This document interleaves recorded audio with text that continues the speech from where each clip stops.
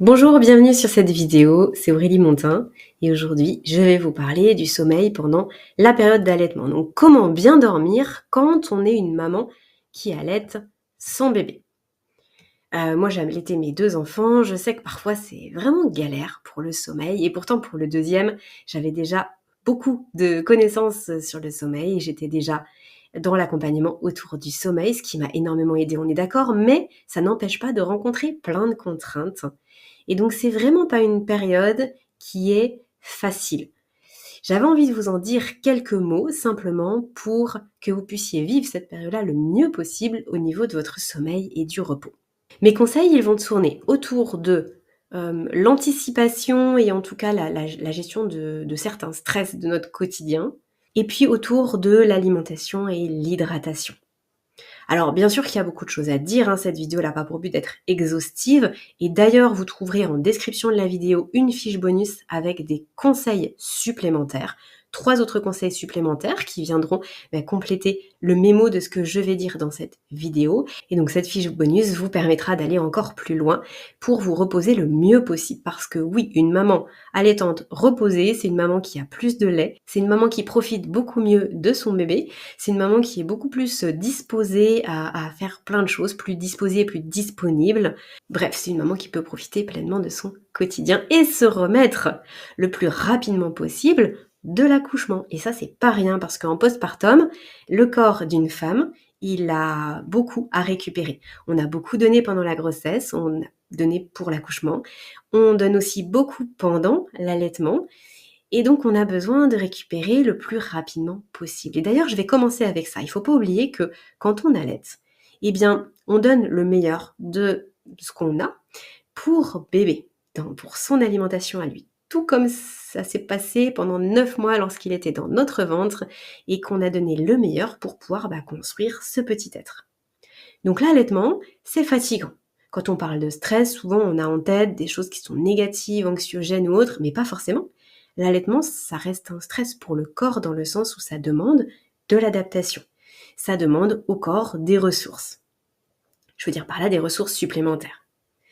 Donc ça veut dire qu'il va falloir lui en amener des ressources. Et donc mon premier conseil va tourner autour de l'hydratation. Parce que l'eau qu'on va boire va permettre de bien hydrater son propre corps, mais aussi de pouvoir bien hydrater bébé au travers du lait qu'on va lui donner. Alors, je ne sais pas si c'est une idée reçue ou pas, le fait de dire qu'il faut beaucoup boire pour avoir suffisamment de lait. J'ai entendu tout et son contraire. J'irai pas là-dessus. En revanche, ce que je sais, c'est que de façon générale, dans notre quotidien, en tant qu'adulte, on ne boit pas suffisamment. Et donc, ça veut dire que certaines fonctions corporelles sont un peu amoindries. Elles ne sont pas à leur plein potentiel parce que, eh bien, ça manque d'hydratation et l'eau, c'est vraiment une ressource indispensable. Donc, je peux imaginer que si on ne boit pas suffisamment, eh bien, au niveau de l'allaitement, ça peut poser souci. Bon, moi, de façon empirique, je l'ai constaté, dès que je buvais plus, eh bien, j'avais plus de lait. C'était plus facile à voir ce qui se passe pour vous. Mais là où je voulais surtout insister, c'était sur la qualité de l'eau.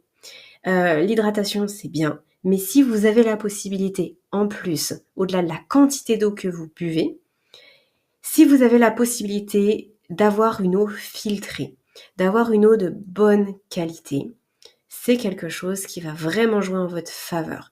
Parce que l'eau du robinet ou l'eau en bouteille, il y a quand même vraiment pas mal de trucs dedans qu'on cherche à éviter. Même si on dit que l'eau du robinet, elle est potable dans le sens où elle va pas nous rendre malades par rapport à des bactéries ou par rapport à ce qu'on peut avoir dans d'autres pays du monde. Ça ne veut pas dire pour autant que sur du long terme, c'est de l'eau qui est vraiment bonne pour notre santé. En tout cas, moi, c'est pas ce que je pense. Et donc là, ce que je vous dis, c'est à la fois des choses qu'on peut lire dans les études, mais c'est à la fois ma conviction. Et l'eau en bouteille, on sait qu'il y a des perturbateurs endocriniens dedans, il y a des soucis avec les plastiques. En tout cas, la solution qui m'a paru la meilleure pour moi, ça a été d'investir dans un filtre à eau.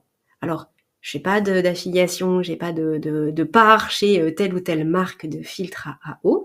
Je sais qu'il y a la société Berkefeld qui propose des filtres, et la société Berkey, je pense que ça doit être la plus connue, mais je sais qu'il y en a d'autres aussi, qui proposent des grands filtres à eau avec des filtres qui se changent, des cuves en inox qui permettent d'avoir une eau de bonne qualité. On peut mettre ce qu'on veut dedans, l'eau elle ressort vraiment propre à la consommation. Je voulais vous en parler parce que moi je me souviens, ça a été vraiment une grande question, l'eau. Je me suis toujours demandé, mais pendant des années, je me suis dit, je sais que c'est pas top l'eau que je bois, l'eau du robinet, l'eau en bouteille, mais en fait je savais pas quoi prendre. J'avais essayé des petits filtres, des petites carafes filtrantes, etc. Mais j'ai vraiment eu beaucoup de mal à me positionner. Et j'aurais voulu qu'on me dise, non, mais Aurélie, va directement vers les filtres, vers les gros filtres, avec des cuves en inox, etc., ce que je viens de vous dire, parce que c'est vraiment ce qu'il y a de mieux en termes de filtration. Donc, je vous le partage ici, et puis ça vous permettra de faire peut-être votre petite enquête si ça vous intéresse. Le deuxième point, il va être dans l'anticipation du stress, parce que l'idée c'est d'être le moins stressé possible. Une maman stressée, elle a moins de lait et elle peut se reposer moins bien, parce que en plus des réveils de bébé, il y a des réveils de maman directement. Donc pour gérer ça, l'idée c'est de pouvoir anticiper un maximum, c'est-à-dire préparer des repas avant la naissance, congeler, se faire livrer les premiers temps. Je sais qu'il y a la société par exemple HelloFresh qui livre et qui permet de préparer ensuite des repas avec simplicité, de ne pas aller faire les courses tous les 2 matins, etc. Si vous regardez cette vidéo, que vous êtes déjà maman et que vous avez déjà accouché, bon, là l'anticipation, on ne peut pas trop être dedans, mais il n'empêche que pour gérer au mieux le stress, il ne faut pas hésiter à demander de l'aide, tout simplement. Et ça, souvent, on n'ose pas. On n'ose pas demander à sa famille, à ses amis, passez et amenez un truc à manger. Ou passez et vous m'aidez à cuisiner, ou vous gardez bébé pendant que je cuisine, vous l'emmenez faire un tour de poussette pendant une demi-heure, pendant 1 heure. En fait, vous avez besoin de relais. Et ça, c'est très important. Et souvent, dans nos sociétés où on est assez individualiste, eh bien, on n'ose pas trop demander. Et finalement, personne demande, alors qu'en fait, quand on demande, les gens sont heureux d'aider. On est heureux de rendre service aux gens qu'on aime, à nos proches. On est heureux de se sentir utile. Donc finalement, vous rendez service à la personne parce qu'elle se sent utile, elle est contente d'aider. Et donc, c'est favorable à tout le monde. Et puis, il ne faut pas oublier que dans les relations humaines, dans ce lien à l'autre, eh bien, on produit beaucoup d'hormones favorables à l'apaisement et au sommeil. Donc, on profite en plus de moments sociaux de qualité. Parce que c'est super sympa de cuisiner avec sa maman, avec sa meilleure amie, avec sa voisine. Ça peut permettre d'avoir des vraiment bons moments. Et je pense à la cuisine, mais il peut y avoir bien d'autres choses, bien évidemment. Et le troisième point, il va un petit peu dans ce sens aussi. Je pense au fait de se faire accompagner pour tout ce qui nous paraît difficile, de ne pas attendre. Vous avez l'impression que bébé, il dort trop peu. Il a, 4 ou 5 mois, et ses nuits sont toujours très très anarchiques, c'est très compliqué pour toute la famille. Il y a des consultants de sommeil pour les tout petits, et je ne peux que vous encourager à aller voir le travail que fait Caroline Ferriol et les consultantes qui travaillent pour Fedodo, parce qu'elles font vraiment des merveilles et ça peut complètement tout changer pour vous, parce que si bébé dort, vous allez pouvoir vous reposer. Mais ça peut être autour de l'allaitement aussi, ça sert à rien d'attendre que ce soit trop compliqué et puis finalement que vous soyez presque désespéré, parce que ça génère beaucoup de stress et c'est très fatigant parce que vous êtes toujours en train de vous poser des questions, il y a une grosse charge mentale. Et puis ça peut être aussi par rapport à votre propre alimentation, parce que quand on allaite son enfant, on veut ce qu'il y a de mieux pour lui, on sait que ce qui passe dans le lait, c'est ce que nous, on peut donner, et donc ça vient de ce qu'on mange. D'ailleurs, on le sait, parce qu'on va se dire « Ah oui, je vais manger certains aliments » ou « Je vais éviter certains aliments parce que c'est soit propice à la lactation, soit au contraire, ça ne l'est pas. » Et puis, on sait que ce sont des aliments parfois un peu interdits. Je pense aussi à l'alcool ou à certaines choses qui vont du coup bien passer dans le lait. Donc, si vous vous posez toutes ces questions, ne restez pas seul. Faites-vous accompagner parce que ça va être une décharge incroyable. Donc, vous allez être moins stressé. Vous allez probablement gagner beaucoup de temps.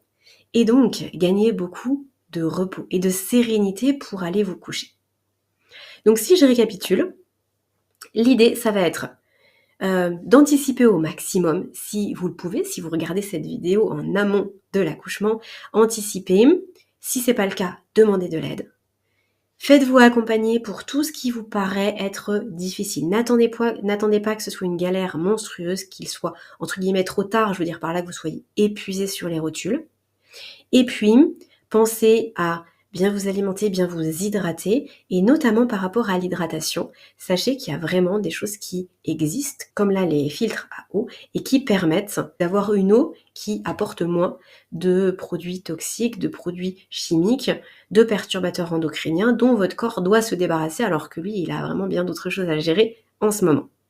Je vous laisse aller en description de la vidéo pour télécharger la fiche bonus et retrouver d'autres conseils qui vont aller justement dans le sens de ce qu'on a vu ensemble aujourd'hui et vous permettre de vivre cet allaitement le plus reposé possible. Et pour conclure, j'ai envie de vous proposer de partager cette vidéo.